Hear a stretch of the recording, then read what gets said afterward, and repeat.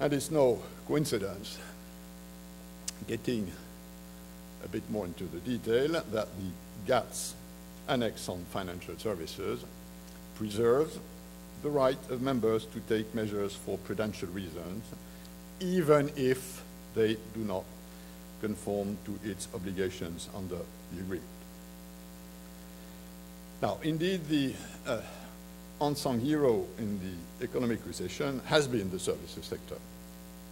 While goods trade has plummeted, services trade has been comparatively crisis resilient.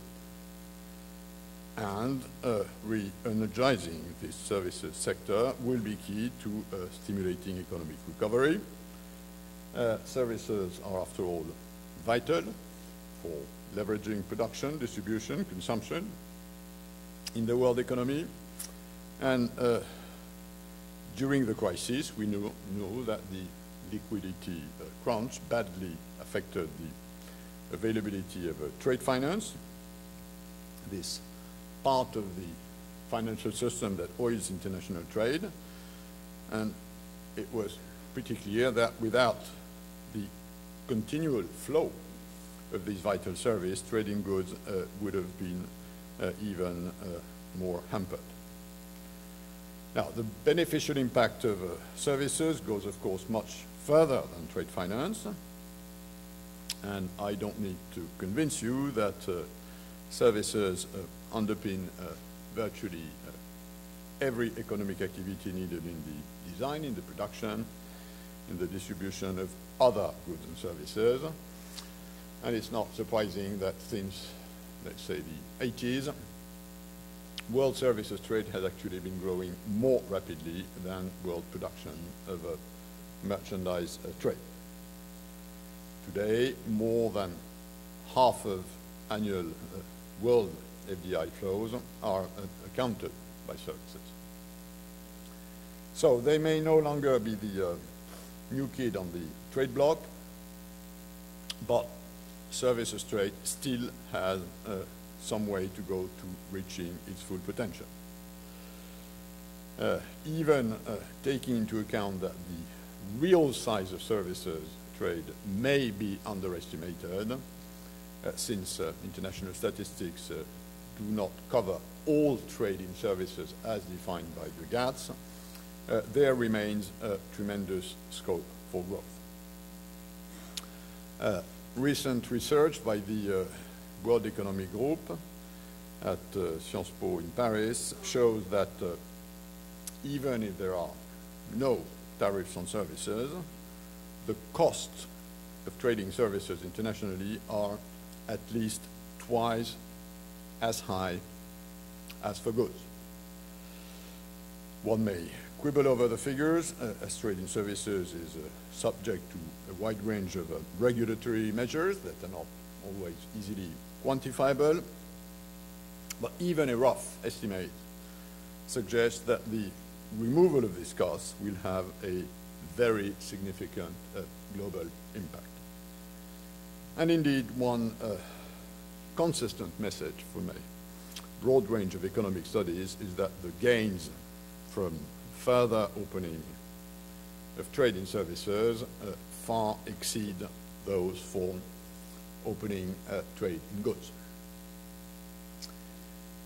Now, in the aftermath of this financial crisis, we are experiencing a worrying erosion of global economic confidence, and one symptom of this erosion has been hesitation of governments in going forward with multilateral trade commitment.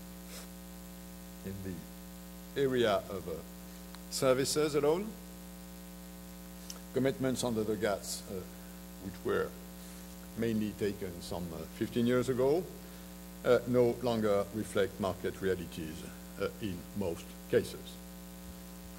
Markets, governments have moved unilaterally, but most of these market is not bound, as we say in our jargon, in the WTO. And some recent policy responses on the economic crisis have shown the importance of WTO commitments to preventing backsliding. What we call in our jargon the water, which is the difference between your applied policy and your bound policy, is in the services area large. It also exists in the tariff area. And the value of this quote-unquote water is certainly one of the rare asset values that has grown up with a crisis.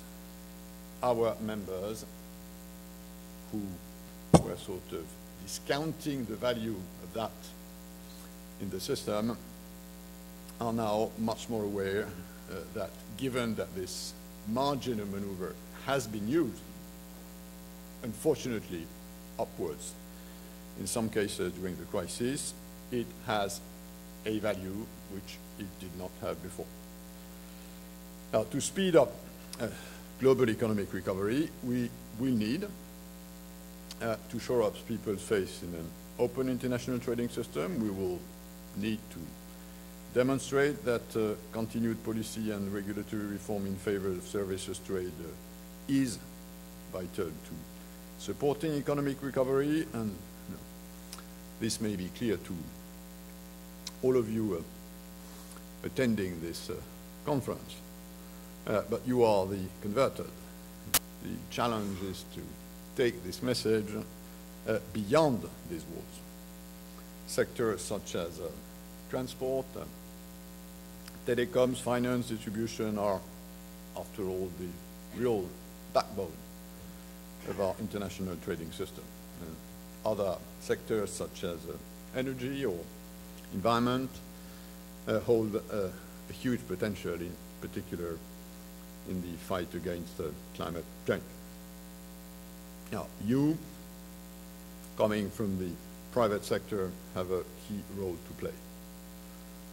As the engines of growth and jobs, your active support and engagement is needed to restore global economic confidence. And one of the very obvious steps that can be taken in this direction is the timely conclusion of the Doha development round. After all, you, as the private sector, will be the main beneficiaries of a new global trade deal. So we, the WTO, need you to get involved in these negotiations and to work even more closely with your governments, with your colleagues in other countries on the specifics so that to drive the round towards completion. As you know, world leaders have set 2010 as the date for the conclusion of the round. Now it's time to walk this talk. As you also know, the Hong Kong ministerial declaration contains a roadmap for the completion of the services negotiation. It also provides a clear set of objectives across all modes of supply.